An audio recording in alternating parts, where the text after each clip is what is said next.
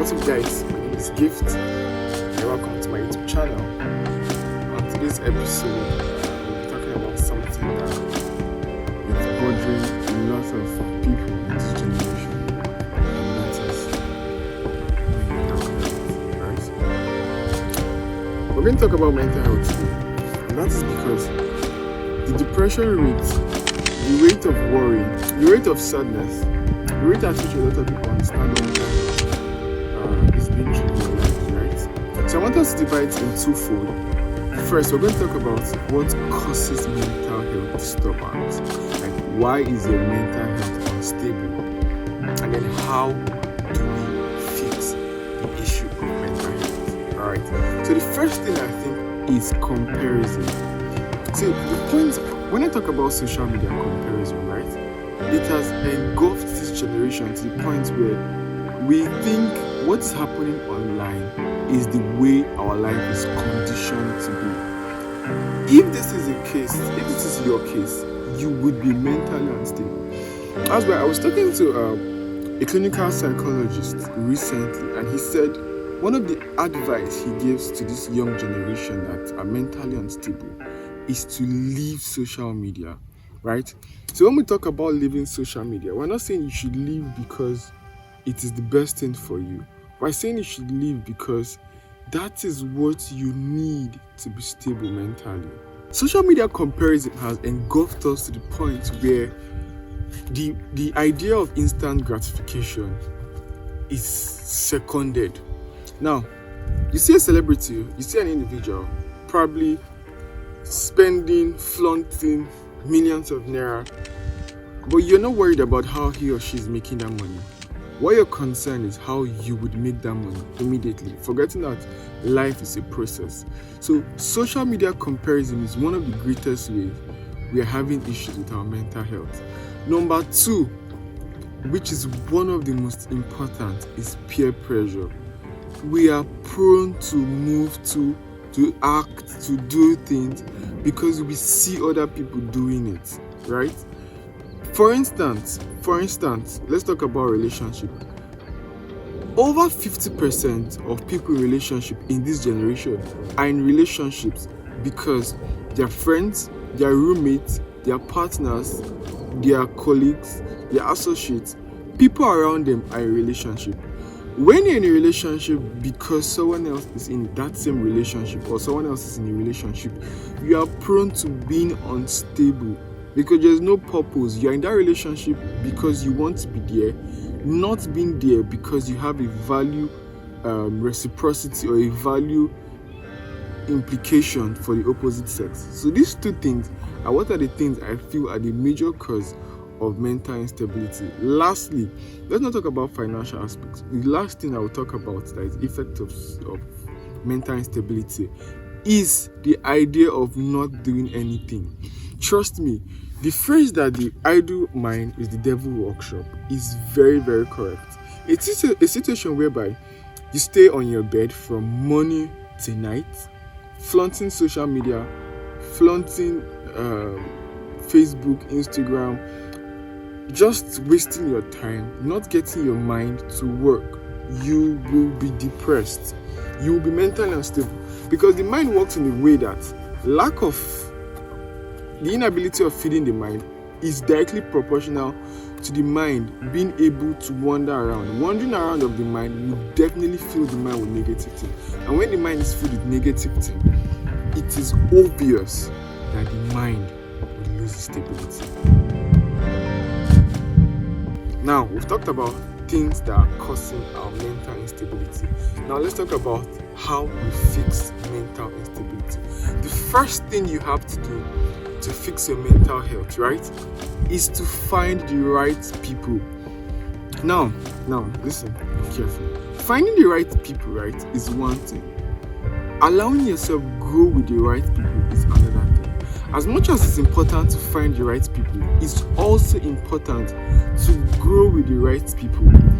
We talk about show me your friend and I'll tell you who you are. You are who you want to be because of your friend. So allowing yourself to grow with your friend is as important as having your friends. Remove the thought of your friend is progressing, you don't want to progress, or you're not progressing. Build a community. I'm not saying you should get in touch with 10, 20, 30 people, but get yourself around with amazing mind. If you're the best in your group, please change group. If you're the most knowledgeable person, you are the smartest, you are not meant to be in that group, change group. So to get your mind to work, your mind needs to be with people that are ahead of you. Try as much as possible to find people that will juggle your belief system, people that you would learn things from positively. Positive community, positive association has a lot to do with your mental health. Number 2, learn to deal with stress. Learn to deal with stress. Learn to deal with stress. Every form of stress can be dealt with internally. The internal factor that is responsible for dealing with stress is you, right? Try as much as possible to find mechanisms that you would deal with stress with internally. No boyfriend, no girlfriend, no father, no mother can help you deal with stress. Now, this is why a lot of us are also getting into relationship, because you think you need a boy that will be there for you. You need a boy you need a girl that will be there for you, somebody you can talk to. But there are points in your life when that person will not be there.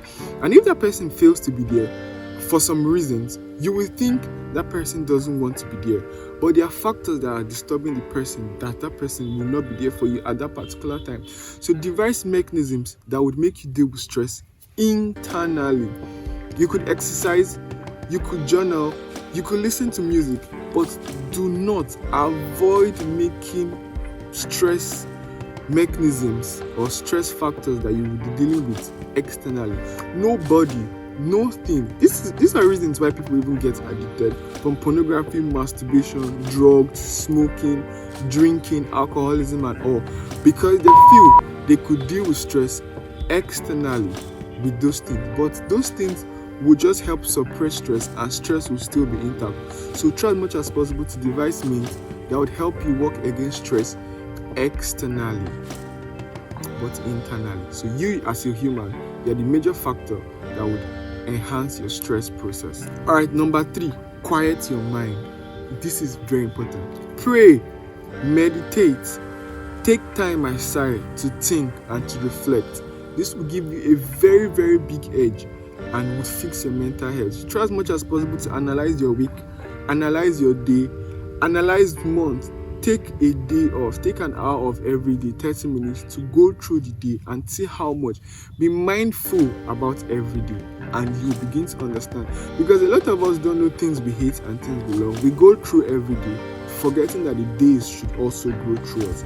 If the days don't go through, you're just going through the day, you would lack instances, you lack moments that would help you develop mentally, emotionally, and physically. Number 4, which is very, very important, talk positively to yourself. Wow. Talk positively to yourself. Whenever I'm talking to somebody about their mental health, I would always tell the person, write 5, 10, 15, 20, 30 things about yourself you like positively, and begin to envision them. Now, when you keep saying those things every day, trust me, those things will begin to manifest in your life. So try as much as possible to talk positive about yourself. When you wake up in the morning, the first thing you need to do is say, I am good looking, I am smart, I'm brilliant, I'm beautiful and handsome, I'm well to do, I am well in everything. Positivity, positive words build your life. Positive words envision you. Positive words manifest. It might take time. I can't give you a specific date until those things will manifest, but trust me, at the long run, they would manifest. Number 5, which is very important, get a routine. Now, listen very well. A routine is not to engulf your mind. A routine is not going to limit you. A routine is for cognitive function. Your brain is meant to be part-time for a particular time.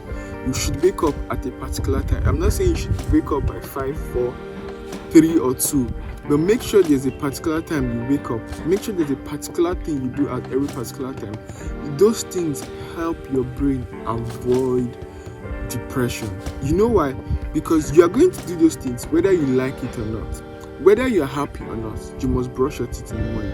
Whether you're happy or not, you must take your bath every day. So try as much as possible to develop routines that are not just motivationally based, but they are intentional. Alright, lastly, take care of your body. Avoid junk food, eat healthy, meditate, just exercise. Make sure your body is very, very, very much intact. When you do those things, you observe that your depression, your mental health would begin to get stable. My name is Gift, and on this episode, we spoke about mental health, things that causing mental health imbalance, and how much we can help our mental health and become stable. Thank you very much for watching. If you stayed up to this time, please like, share, and subscribe. See you in my next episode. My name is Gift. Peace and bye for now.